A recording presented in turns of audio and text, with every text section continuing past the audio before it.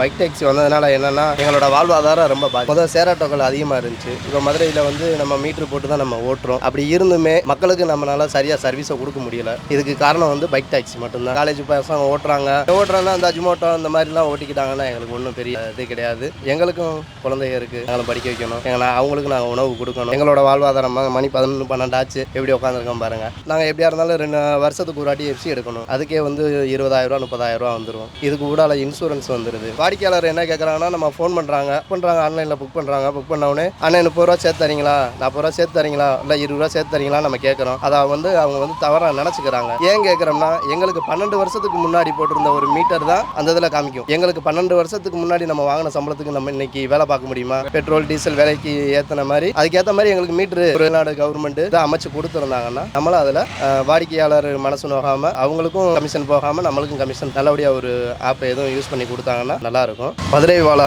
YouTube சேனலுக்கு நன்றி.